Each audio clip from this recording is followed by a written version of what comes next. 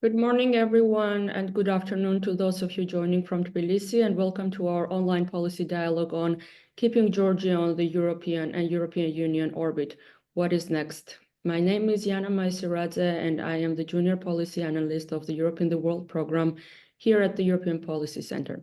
Following the 26th of October parliamentary elections, Georgia has entered its third month of pro-EU protests. In fact, it is the 79th day. It is met with increasing government oppression and further arrests of protests. As Georgia fights for its democratic future, instability is growing. This has serious implications for its European aspirations and regional security. The EU must take a firm stance, ensuring its continuous presence and support to prevent Georgia from sliding into illiberal democracy or becoming an authoritarian regime. If the EU seeks to keep Georgia on its path toward European integration, it must act now. In this online policy dialogue, we will assess Georgia's current political crisis. We will examine the protests against the election results, the government's foreign policy direction, and its stance towards strategic allies. We will try to explore the choices available for the Georgian people in securing their European future, as well as EU's tools to keep Georgia on the European path and reinforce Georgia's democratic trajectory. Finally, we will try to also consider the broader implications of instability in Georgia and the South Caucasus for the EU. Today, I'm delighted to be joined by our excellent panel to discuss these issues. Nino, Evgenidze, Executive Director, Economic Policy Research Center. We have also Stephan, Malerius, Director of Konrad-Adenauer-Stiftung, Regional Program Political Dialogue South Caucasus, also based in Tbilisi. And last but not least, we have our very own EPC's Amanda Paul, Deputy Head of Europe in the World Program and Senior Policy Analyst. Welcome and thank you for joining us today. Before I pass the floor to our first speaker, let me give some housekeeping rules. Our session today will last for 60 minutes. We will start with opening remarks from our speakers, and then we will have a conversation with them. I will then move to our online audience for the Q&A session. So I would like to please ask you to put your questions in the Q&A box. We will also ask for the recommendations to the panelists before we close the event. So without further ado, let me turn to our panelists, and let's start from Nino. You are based in Tbilisi, you are participating in the protests, and you are best placed to assess the current political crisis in Georgia and how effective are the protests right now. Please. Thank you so much, Iana and Amanda, organizing this event again, because I think it was months ago we were here and discussing the ongoing protest, and there were some questions, that how long this protest is going to last. And so, but today is the 79 days of the non-stop protest against the Russian regime here in Tbilisi, but not only in Tbilisi. The countrywide protest is continuous in more than 42 different cities and the villages of the country, which again, underlines that this protest is really very the covering broad, the different levels of the society and affects all of us. And since yesterday, the European Union resolution, which is happening in first time in our history, having such a, the very critical resolution against the Georgia, but not against the Georgian people. It's all about against the so-called, the non-legitimate and non-constitutional regime, or the authorities of this country, who were on a daily basis, the torturing the people, arresting the people, the putting the unbelievable fines to the protesters just to go to the protest and so. But what differs us from the maybe you can listen or heard the stories that it's the same what was happening in Russia or in Belarus. Yes, the instruments what the government is using for the oppression is the same, but the people and the country are the different, you know, and because despite all these facts, despite the 500 people were arrested, despite the facts 300 people were tortured from them, despite the fact that the journalists and 52 political prisoners we have right now, including the Mzia Maglobeli, who is hunger strike for almost 33 days now. I mean, we have the situation here in this country that no one is threatened from this oppression, because we know that this is kind of existential fight for our freedom from the getting away from the Russian, the orbit. And this is kind of an uninterrupted fight for freedom for last 225 years, I think, against the Russian, the imperialism. And I mean, we're fighting for our freedom, and the people are very, very motivated in this fight. And Stephan is not gonna allow me to to say any lie on this regard, because he is in Georgia right now. And I just want to, again, strengthening my argument that we're meeting together with Stephan. We're traveling all around Georgia, helping within our project, which is supported by the Konrad-Adenauer-Stiftung and the European Union, the United Georgia for Europe, that we met last, the week, I think somewhere at least 90 civil society activists from the different part of Georgia. And all these people are so committed and so well prepared with the knowledge and their rights, how to fight in this situation. And the situation right now, I mean, as I mentioned and as I described, is ongoing. The protest continues. Tomorrow and next week is going to be the big gatherings and the big protests, rallies all around the country, but not only in Tbilisi, but in Batumi and some other places as well.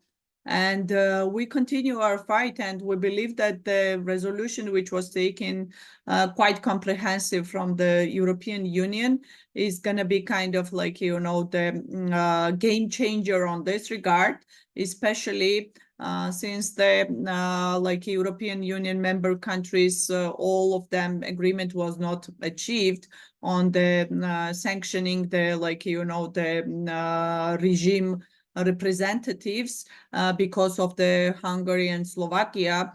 I think still this document and the resolution is kind of be encouraging the national governments of the different European Union country members to impose the sanctions against the unconstitutional Russian oligarchic regime of the Bidzina Ivanishvili. I'm going to stop here, and maybe during the Q&A, or you might have some additional questions, Iana, happy to answer on it.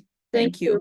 Thank you, Nino, for your assessment. And before we turn to Stephan, indeed, we're going to delve deeper into the resolution that was issued and adopted yesterday by the European Parliament and its effectiveness. But before we do that, just wanted to follow up with you about effectiveness of the protests. I mean, the protests are asking for another election to be held within 1 year, and so does the European Parliament resolution. What is the chance of actually holding the new elections? What is your take on that? Yeah, I'm pretty sure, that some people saying, oh, what you achieved during this, the 79 days. I think that we achieved, and many other countries in the same situation do not achieve this during 15 or 20 years in their struggle with the authoritarianism or the dictatorship regimes. We have the sanctions imposed by the United States, UK, Baltic countries, Czech Republic,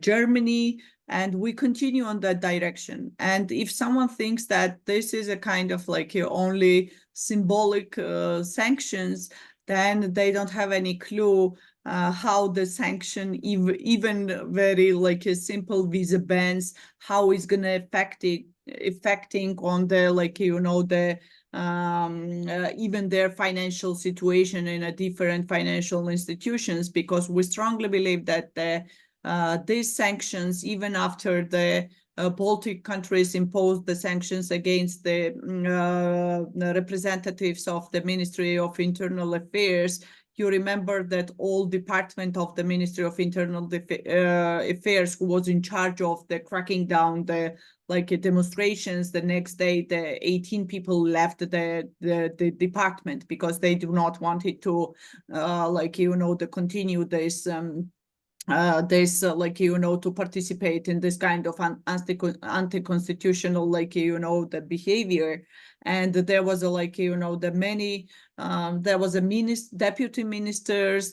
Even the few days ago there was a deputy minister of the justice resigned from his work, and the deputy general prosecutor resigned.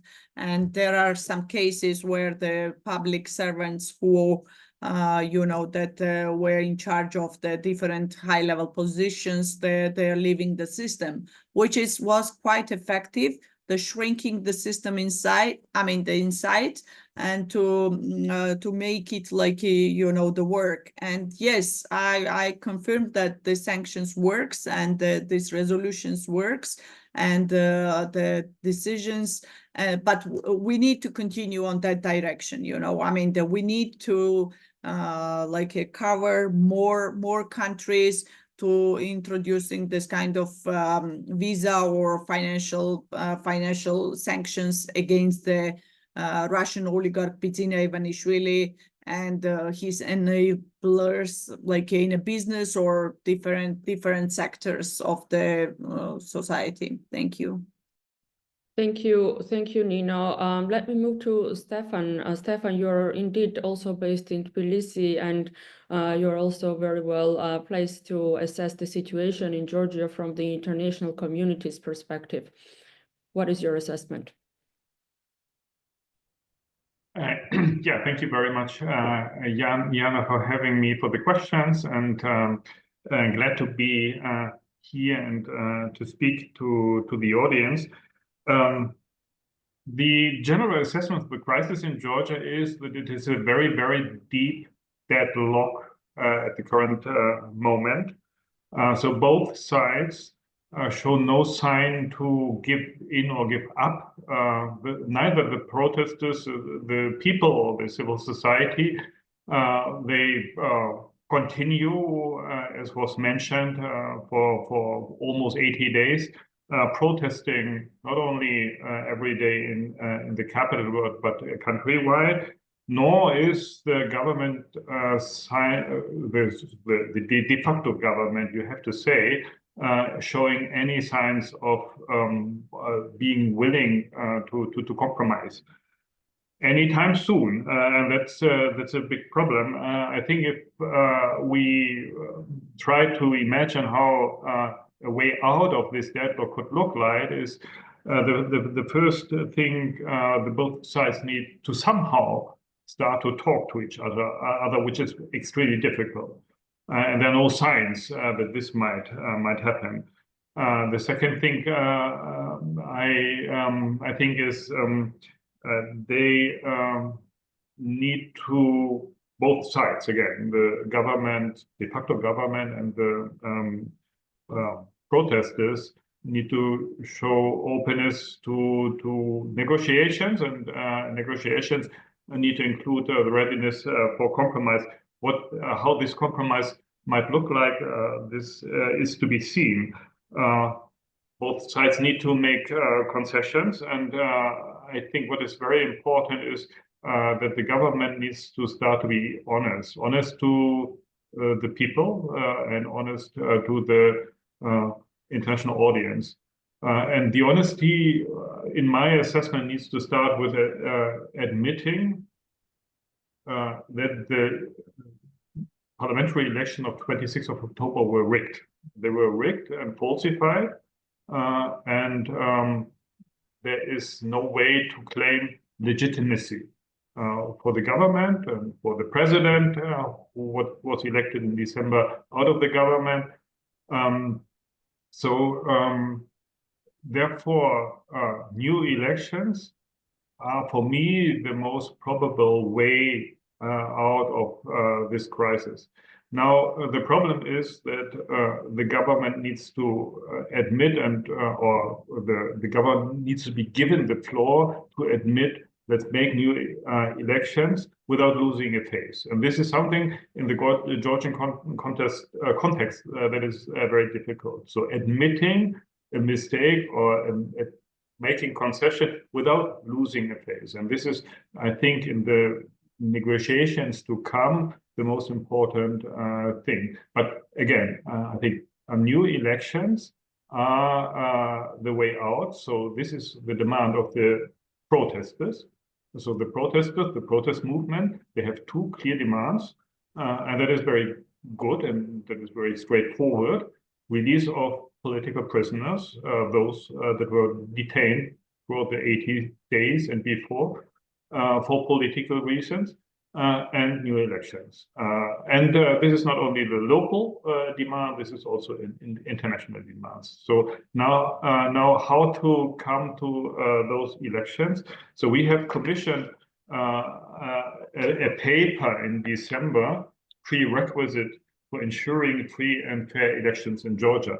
And this is something that one need to sort of try to help the process, but this is something one need to now look into. So what are the constitutional prerequisites for new elections in Georgia, and what needs to be changed in the main institutions, Central Election Commission, Anti-Corruption Bureau, security services, so that there is a guarantee for those new elections to be really fair and free. And most probably there needs to be also a neutral body overseeing these new elections. And the last point maybe to make is we need, or the sides also need to talk about a time frame for new elections, which is difficult. So there are two aspects. So creating the preconditions for new elections, and then technically implementing these new elections.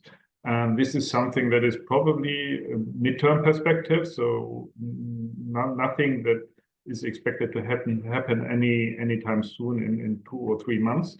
There need to be too many changes to implement to guarantee that these new elections are really then fair and free and will bring a legitimate new sort of constellation in the political landscape in Georgia. Thank you, Stephan, and we will come back to your points about mediation between the two sides and the polarized society in Georgia, as well as how to get out of this situation in Georgia and what would be the time frame. But before we do so, let me turn to Amanda for her assessment from the Brussels perspective. What is the tools that EU has to keep Georgia on the European path and reinforce Georgia's democratic trajectory? We saw the resolution yesterday adopted by the European Parliament. Do you think this is just a comprehensive document with wishful thinking and a laundry list of things to do, so to say, or is this something that actually can be implemented? Thank you. Thank you, Iana, and thanks to Nino and Stephan as well for being in this webinar. It's great to be here with you again, and I can already say that I agree with everything that you have both said.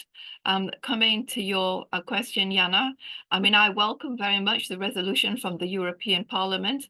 The European Parliament is still being very active and proactive when it comes to Georgia, and I think this is important because it shows that at least one of the branches of the EU is is doing this. I also welcome the decision of the of PACE, the Parliamentary Assembly of the Council of Europe, who limited the role of the Georgian delegation in different areas, including being election monitors. If my memory serves me correct, I think this is an important signal. I mean, from my perspective, I still think that the EU is being very short. It's not doing enough, and it's being very short-sighted. I would say so far, actually, the EU's response has been mainly dominated by words, but not too many proactive actions.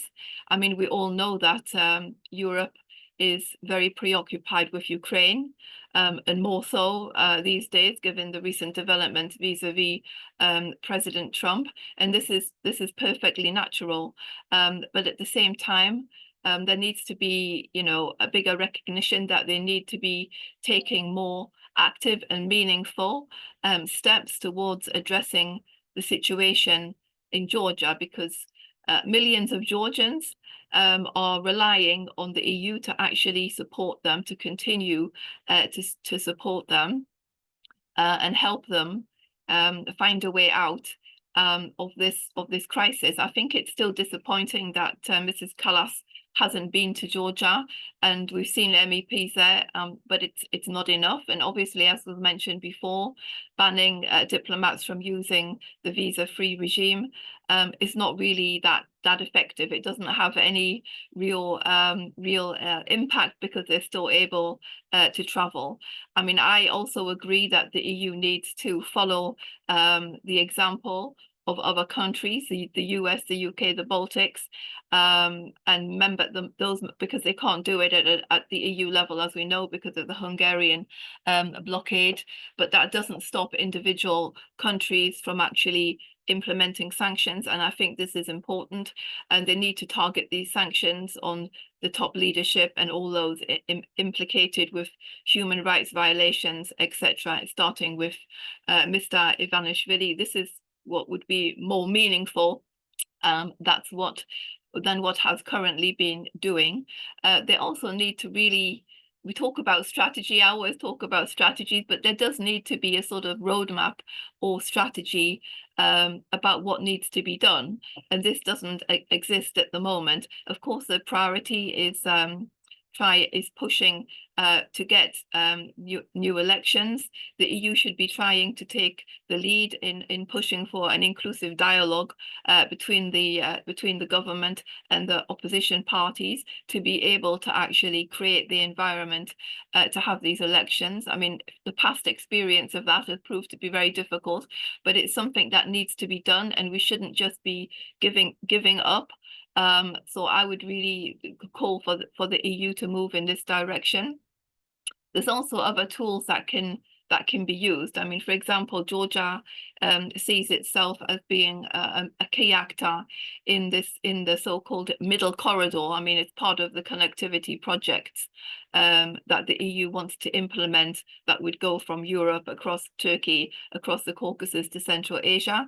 So I think that this can also be used as leverage. And if this is the case, it should be done. I believe the EU can do more to support the Georgian opposition and civil society in terms of the fight against disinformation and misinformation, because this remains a huge impediment in the country. It's very dangerous. I mean, most of it is Russian disinformation, but not only. So I think more steps to support efforts to fight disinformation and misinformation to prevent the spread of these very toxic narratives is important. And I think most of all, the EU needs to remember the strategic importance of this region, because we're not just talking about Georgia here, we're talking about the whole South Caucasus. And I sometimes have the impression that the strategic importance of the region disappears to some extent from people's thinking, but it's important because the South Caucasus is now becoming dominated by many other players. I mean, Russia obviously is still an actor there, but it's much more. It's less than it was in the past. I mean, if we look at the role it now has in Armenia, and Azerbaijan, it's diminished, but there's many other actors that are coming into play, including from Asia. So I think it's important that the EU really does take seriously the region and having an important role there. This can also include working with other partners there. I mean, the United States would have been the obvious one, but obviously President Trump's position on the South Caucasus, it's not a top priority, and the erosion of US aid is also a very negative factor for Georgian civil society, but other civil society and NGOs in the region. But I think where other countries have got a strategic objective with keeping, let's say, Russia or let's say China and other partners out of the region, there's opportunities to work together. For example, with Turkey on certain things. So I would suggest that the EU really reflects on the approach that it has and devises a new strategy based on the realities and steps up the efforts that it can to support civil society and to work towards having this inclusive dialogue and get new elections on the agenda, not lose the region, if I can put it that way. Thank you, Amanda, for summarizing the EU stance. Just wanted to follow up on the EP resolution. What would be the mechanism to actually implement this and also measure the results from this resolution? How the resolution calls that Parliament recognizes Salome Zurabishvili as Georgia's legitimate president. It also calls for the EU sanctions against leading Georgian politicians and names the new elections as the only way out of current political crisis in Georgia. How can the European Parliament actually ensure that what is said in the resolution is actually implemented? I mean, there's a very short answer to that because they can't, can they? I mean, but these are very clear and strong messages and recommendations. And as the two previous speakers and myself mentioned, I mean, the sanctions issue can be picked up by individual member states, and individual member states can also pick up on some of the other recommendations if the EU itself isn't able to do it, or they can do it at a sort of coalition of the willing. I mean, this has become the terminology right now. We use that for everything, but it's a fact. You can have the majority of member states standing together and doing what's written in that resolution, or at least standing up and remaining committed to Georgia. And I just absolutely don't see this at the moment, and this is a serious strategic error. Thank you, Amanda, for clarifying this. And you also mentioned the inclusive dialogue between the two sides in the polarized society in Georgia, as well as Stephan mentioned this. And I think, Nino, you also emphasized that there should be some kind of negotiation with what is happening right now.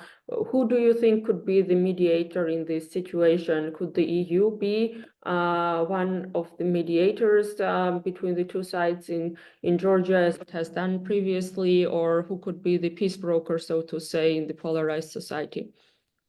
Nino, let's start from you. Are you asking me? Okay. I mean, you know, I don't know what kind of things we have to mediate, but here is two very clear, like, the request from the society and from the people, I can say, because I mean, when we're talking about the polarization, it should be some like a half on half, and here is the majority of the Georgian society is saying that we are requesting for the new elections and get free the political prisoners. These are only two requests we have on our agenda, and on this direction, I mean, the Stephan mentioned and underlined rightly that they have to accept the reality, because all international society is saying that this elections was rigged.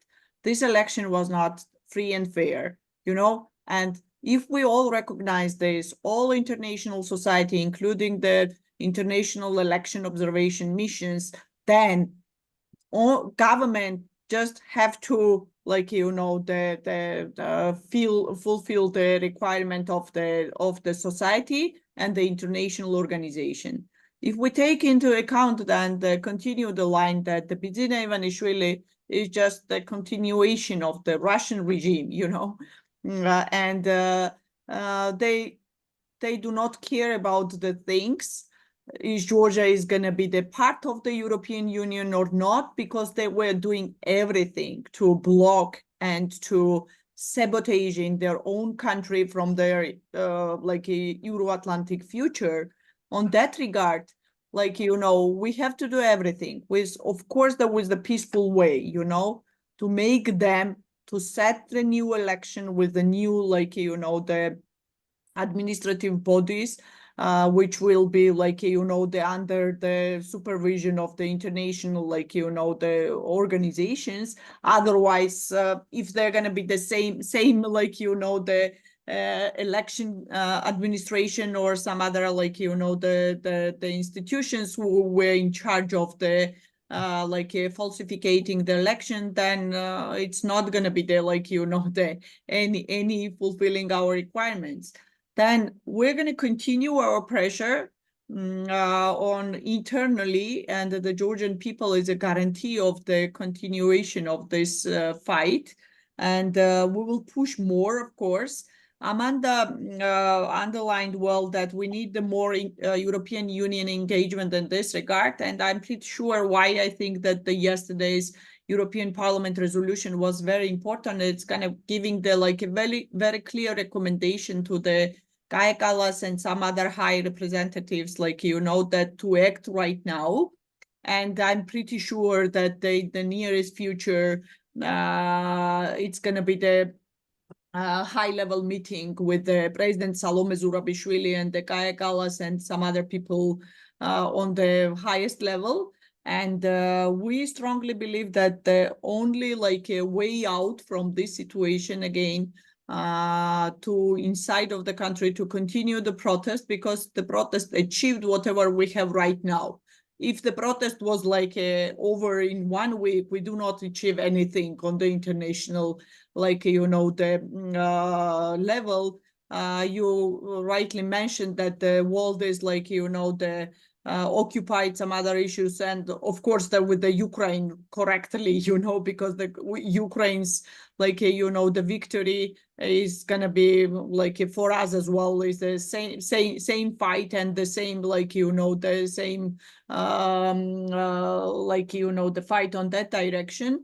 And we think that also the European Union Commission should not be like, you know, because we heard from the last year that they will like transfer all this money, which was like, you know, for government support to the civil society and the independent media to support here in this country, but it's not enforced right now, and we need to push more that to make it really real on that direction, because the Georgian media, independent media, in a very bad financial and situation right now, because during the demonstrations, all their, like, you know, the techniques are broken, and they were having the like from the government side, different types of the repression methods, including the financial, like, you know, the fines on against the independent TV companies. And so, I mean,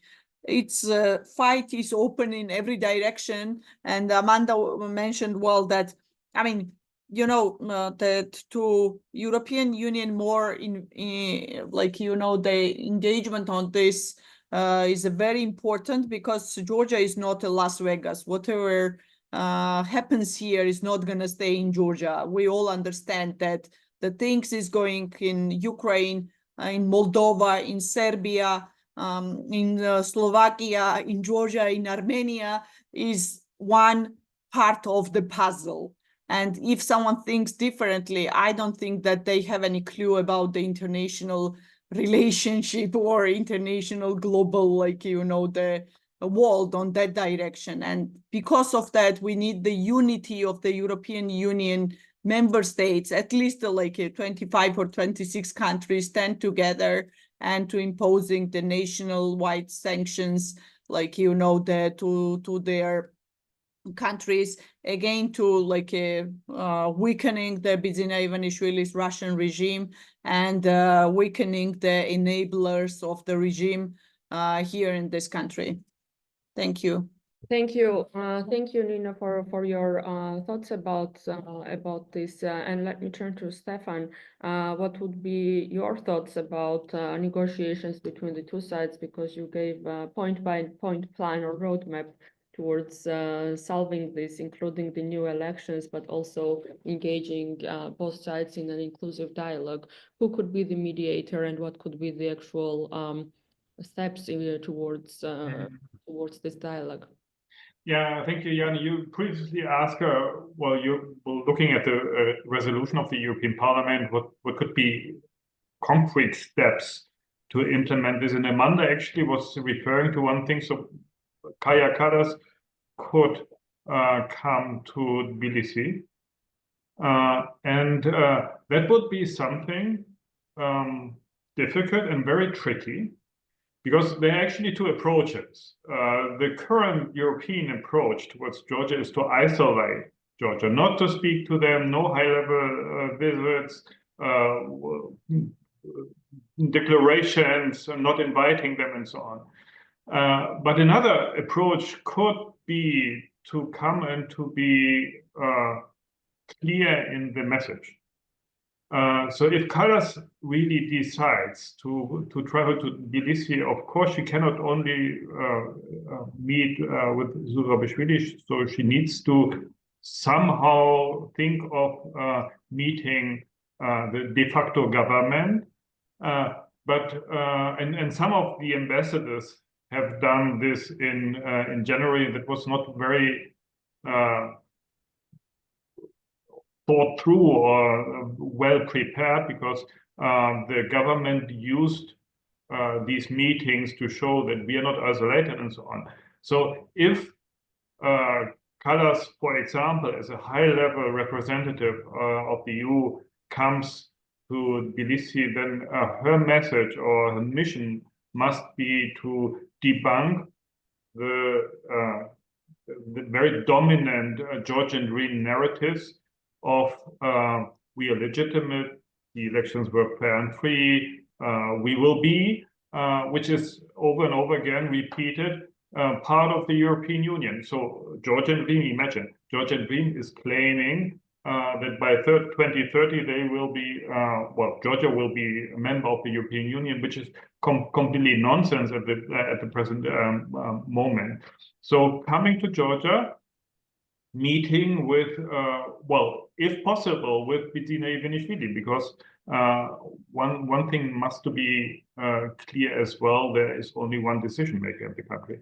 You have a government, you have a de facto government, you have a prime minister, minister of foreign affairs, but nobody is taking decisions. So basically, there's only one person to talk to here in Georgia. But then talking to this person, as Emmanuel Macron did in December, means conveying a very clear message. Repeat these elections and reinstall a democratic fundament to the Georgian, well, government and the Georgian political system, and then start working on those 9 conditions that you have achieved together with the candidate status, which is frozen at the moment in December 2023. So that is the first point. The second point, this implies also that the EU is shifting from a reactive mode to a proactive mode. So, and Kallas coming here would mean she would leave her Brussels comfort zone, because the mission is really difficult and it's really tricky, and you need to think twice and 3, 4, 5 times how to shape this mission. But that is in principle possible, and I can and it is important that we show. I mean, Europe shows now leadership with Ukraine. So we have listened to what Kallas said against the Trump-Putin call yesterday. So this is a good sign. And it is a kind of wake-up moment probably now, understanding that we, Europeans, need to take over responsibility, and we need to be active, and we need to develop visions, and we need to develop roadmaps. And being active and working on visions, developing visions, means also traveling and coming and having unpleasant and difficult talks. And that could be something showing that we are taking over from the US and that we are active and that we want to be a leader here in Europe. Here in Europe, meaning also in the South Caucasus, and I fully agree with all what Amanda said on the strategic importance that is undervalued in Europe of the whole region. And one last point, I had a meeting a week ago in the EU delegation here, and they told me that was really amazing. They told me that basically funds are there, so money is there to fill even the gaps that appeared by USAID not being active anymore in Georgia. So this is something, and I'm very optimistic, and I think it's a good sign because the delegation was very clear. So they do now a lot of communication and coordination with civil society, with independent media, to see where they can help, where they can support, and where they can compensate what USAID is leaving kind of empty now. So this is something on a very technical level that I'm positively expecting now to happen here in Georgia. That the EU is really, apart from diplomatic efforts that we don't see at the moment, is in very concrete terms helping the civil society and media that are the backbones of the protests for a European and democratic future of Georgia. Thank you, Stephan, for your very concrete recommendations, so to say. Just want to mention the publication at EPC with the title Kaja Kallas Should Visit Georgia, published in November. So this is something that we have advocated in-house as well, and in Brussels bubble. I see that there are questions in the Q&A box, and I would encourage them from the audience as well. But before I turn to the Q&A session, let me turn to Amanda about, could you please tell us your thoughts about the mediation or so-called mediation process and inclusive dialogue to reach an agreement and get out of this turmoil in Georgia? Thank you, Iana. I mean, I'm not sure I have that much to add because Nino and Stephan have elaborated so well on this, but I do think that there needs to be really careful thought about who could be the potential what would you call them, envoy or whatnot. I mean, let's remember we already have a special representative for the South Caucasus. Somebody who's actually a brilliant person and knows this region like the back of her hand. I mean, Magdalena Grono, but whoever would be appointed, it doesn't necessarily need to be like somebody that's really well known, but it needs to be somebody that's able to engage very well with everybody. I mean, we talk about isolation. I don't like using the word isolation because isolation never helps anybody actually at the end of the day. The channels for communication need to remain open, even if we really don't like one of the groups that we need to communicate with. But it's imperative that there is this communication and that the right person is appointed to the post. But I'm not going to flag up any name here because, first of all, I don't have a specific name in mind, but it needs to be carefully thought of, and it needs to be somebody that has really experience on the region, not just Georgia, the region, and understands the dynamic. That would be my very brief comment on that. Thank you, Amanda. Thank you, Stephan and Nino. Let me turn to our online audience, which has been very patient throughout the online policy dialogue. And let me turn to the question, which is, given Russia's hybrid activities, such as foreign influence and misinformation and other destabilizing tactics in countries like Georgia and Moldova, What measures should the EU take to enhance resilience, support its partners, and effectively counter these challenges? Nino, I think you could give us a bit of tips on how to enhance resilience in Georgia, given the hybrid tactics that are deployed there. Yeah, I mean, the response on that is the more presence of the West and the more presence of the European Union is the answer to that like a question.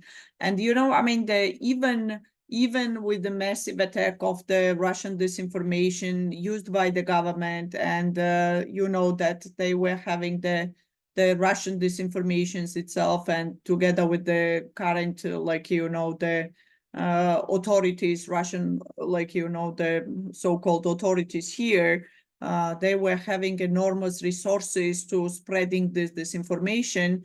And just last week was the latest polls, they revealed, which again underlines the 78% of the Georgian population to support the NATO integration, and somewhere 89% again, or 87% of support of the European Union, which again underlines that all these Russian disinformation tools, whatever they are using, is not affecting the majority of Georgians, the aspiration or Euro-Atlantic aspiration on that direction. And the Georgian people, I think, proved so well, because the goal of this kind of Russian disinformation or the hybrid campaigns is to reduce the amount of the supporters of the Euro-Atlantic aspiration of the country, and after that they can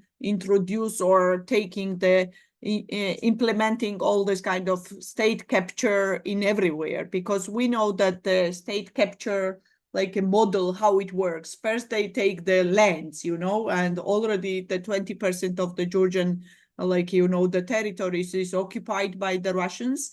And now, after that, it goes to the institutions. And we all understand that all state institutions are captured by the Russian, oligarch Bidzina Ivanishvili. But what kind of headache they have in their mind, there is a Georgian people whom they cannot convert it as Russians yet, And this is a kind of the fight and the resilience what the Georgian people are showing to the rest of the world, that despite of all measures what the Russian hybrid warfare is using against the Georgia, the commitment and the support and the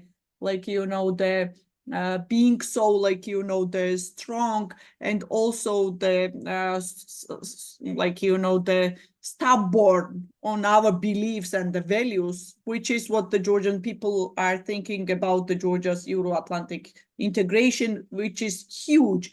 I don't recall any other countries. Please, you tell me, where is there some other countries which is still occupied, still have the the state capture of the institutions, and the society and the population of this country are still supporting the Euro-Atlantic future of this country. This is my answer on that regard. And of course, the European Union and some other institutions, the European countries' support on that regard is very, very crucial and important, because, I mean, it's how it works and how we operate all together, how the European Union was created because of the solidarity, to helping to each other. Otherwise, if we are not going to be in solidarity to each other, then Europe whole and free at peace idea is not going to survive for a long time, And I strongly believe that the European Union is the guarantee for peace and a future of the European continent, and it's going to be continuous in the the coming future as well. Thank you. Thank you. Thank you, Nino. Stephan or Amanda, would you have anything to add about the resilience against the hybrid tactics? Yeah, maybe briefly, because Nino in her initial remark was referring to that we are together with the EPRC implementing a project that is called United for Georgia's European Way, and we met earlier this week, activists from Eastern Georgia, and over the weekend, another group from Central Georgia. And we sort of were discussing also about what the EU is doing in Georgia, has been doing in Georgia, and this is too little known, actually. Also due to the fact that the authorities are not honest, really. So they take the money, the European money, but then they say, well, we did this, sort of restoring restoring drinking water in Kashuri and so on and so forth. So just, well, the question was what to do against Russian disinformation, promoting EU, promoting and in very concrete terms and with very concrete examples, telling Georgian peoples across the country from Zugdidi to Lagodeche in the east, what the EU has been doing, is doing, and promoting this actively. So the modernization of Georgia that we have witnessed over the last 20 years was coming, well, from the US, also supported, but most of its part from the European Union. Thank you, Stephan. Amanda? Yeah, maybe to add briefly, I mean, it's really crucial to strengthen societal resilience, and I agree with the recommendations that were just given by Stephan and Nino, and it's very important to do this at every level, and I agree that doing it sort of more out in the regions is really important. I can make perhaps a comparison with Moldova, actually, because I think there's lessons that can be learned by Georgian civil society and other sort of grassroots actors from Moldovans, because Moldova has actually suffered and continues to suffer really serious hybrid misinformation, disinformation, and every other sort of attack you can possibly imagine from the Russians. So I think that if it's possible to have exchanges of information, but of people as well, where you can actually share the best practices and what they're doing. I mean, the difference obviously is that the EU now is very engaged through different agreements and whatnot in strengthening Moldova's resilience. This is going to be more difficult with Georgia simply because of the sort of freezing relations with the government, but I think it can be done at a regional level through different other EU institutions and through civil society and let's say different grassroots actors working together and sharing their knowledge. Thank you, Amanda. I think we have quite comprehensive recommendations to remain resilient against the Russian hybrid tactics in Georgia and also elsewhere, especially where EU and NATO are very much desired in societies. We have another question in our online audience chat box, and let me quote the question. Wouldn't you say that Turkey is also a clear example of autocracy, yet Europe's approach seems to overlook this, instead prioritizing cooperation to keep migrants away, as seen in agreements with Erdogan. Meanwhile, when it comes to Georgia, autocracy suddenly becomes a major concern. How do you explain this discrepancy? End of quote. Amanda, maybe you would be best placed for this question, to answer this question. I mean, to be honest, based on my long experience working on Turkey-EU relations, I wouldn't necessarily agree with that assessment. Yes, Turkey and the EU sort of work on migration because this is in the EU's interest. But in effect, literally every other area of Turkey-EU cooperation is either very low or non-existent. I mean, Turkey is supposed to have these sort of high-level dialogues with the EU that have been frozen now for many years. The EU has only just started to understand the importance of engaging Turkey on issues related to regional security, foreign policy, and whatnot. So these initiatives have started. But I actually think it was a mistake on the side of the EU, and I'm not talking about the EU accession process here because this is something very different, and that's a topic for an entirely different meeting. But isolating and cutting off dialogue with any country, I mean, Turkey's a very strategic country, but with any country is actually very counterproductive. So I am very much for maintaining dialogue on specific areas. I mean, in the case of Turkey, like I said, I don't think in any way the Turkish government is being rewarded by this dialogue. I mean, Turkey would actually like to re-engage with the EU on many different areas, but this is a big fat no. So I don't think you can compare Turkey and Georgia. But as I said, I believe that it is important to keep dialogue open and cooperate on some areas. Otherwise, you're just cutting off your nose to spite your face, as we would say in the UK. Thank you, Amanda. I think we could continue on Turkey for another policy dialogue. It is quite a subject in and of itself. So stay tuned for policy dialogues on Turkey, I would say, on that matter. But we are slowly approaching to the end of our online policy dialogue. And before we close our event, I would like to ask you for your recommendations, to Georgians, to Georgian people in their fight for the European future to stay and remain on the European orbit and also to the EU. What would be your recommendations to the EU? So let's start from the reverse order. Amanda, what would be your recommendations, your takeaway recommendations for Georgians and for the EU? I mean, for Georgians, don't give up. I mean, Georgians never give up anyway, but which is probably unfortunate for the authoritarian leader, but it's a good thing for the country because Georgia only has one direction, one future, and that's part of the European Union. This has been ingrained into the DNA of Georgians for centuries, so this isn't going to change. I think that first of all, the EU needs to really recognize, as I said before, the strategic importance, not just of Georgia, but of the South Caucasus, but also pick up on the recommendations that have come from the European Parliament and many others. Let's start being impactful, doing something meaningful. Let's get the sanctions on those people that deserve sanctions and that can be really hurt.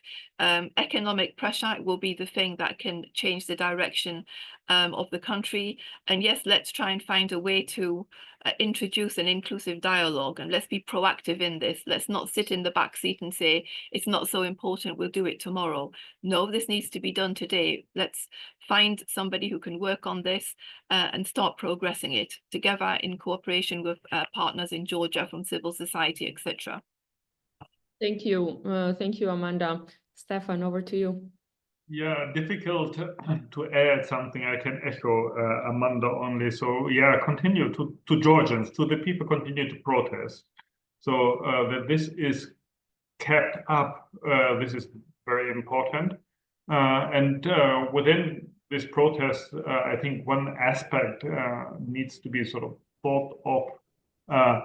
These protests and the demands that are there need to be transferred into a political process. Because if we are thinking of new elections, then the street is moving to a process that then is technical and then leads to elections and a new government and so on. So and this bridge is not built yet. So from the protests with the two clear demands to what needs to be in place, that there will be a political process leading the country out of the deadlock. So B, to the authorities, Georgian authority, be honest. And be honest that the elections were rigged, start a dialogue with your people and accept the help or support from the EU in this dialogue and in leading the country out of, again, deadlock and putting it back on track back on track to that is leading to the EU. And third, recommendation to the EU, what Amanda said. So you need to be proactive and show that it is not reacting only, and isolation is too little to offer. Europe can show leadership and can show that it is ready to and has capacities, should have capacities to take over responsibility in the South Caucasus. Thank you, Stephan. Nino? Yeah, I mean, from our end, we can, like, you know, the promise that we're not gonna give up, Amanda, because as you mentioned, it's our, like, you know, the existential fight for the many centuries, not only in this time. And you know, I mean, we're not gonna give up, and we will fight to the end. And until we are outside and protesting, I don't think that the world, and especially our European friends, can ignore us. For the European Union and member states who did not express their, like, you know, the support or willingness to putting the sanctions against the Russian regime and the Bidzina Ivanishvili yet, please, we're kind of, like, you know, they're asking you, do not hide behind the, like, Hungary's autocratic, like, you know, the regime, just to saying that all the time that they are banning these kind of decisions. They can act on their national level and to showing more, like, you know, the solidarity to the Georgian people, I strongly believe. And still, I believe that this protest achieved a lot. Because, you know, until, again, I'm repeating myself, until we're protesting, that world cannot ignore us, you know, and this fight brings the, like, you know, like, you know, this kind of motivation to the Georgian people, and also is kind of giving the you know, that the motivation to other people as well, because we've heard that we blamed the to standing behind the Slovaks or behind the Serbs' resistance to and the fight their democracy, which again underlines that very small, tiny Georgia is not only the Georgia, it's bigger than Georgia. And the freedom fighting people all around the Europe should stand together in this fight, because we all understand it's our common fight for freedom and democracy in this continent. Thank you so much. Thank you, Nino. Thank you, Stephan. Thank you, Amanda, for your recommendations to Georgia, to Georgian people, and to the EU and its leaders on how to act and how to be more proactive about Georgia, because it goes beyond just what is happening in Georgia.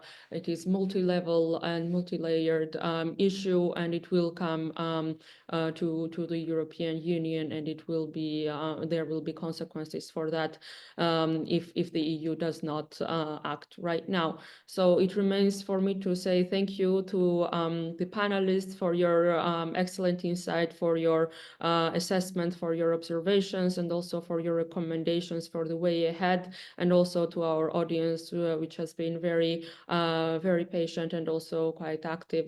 So thank you. EPC continues to work on Georgia, on South Caucasus, and stay tuned for more events, more publications. We did have an event with similar format in November, and this is a rapidly developing story, so to say. So we will continue working on this, and we will not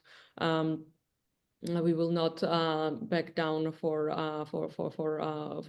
this kind of turmoil, and we will ensure that Georgian people are heard in Brussels as well. Thank you, and wishing you a nice day. Thank you. Thank you, Iana.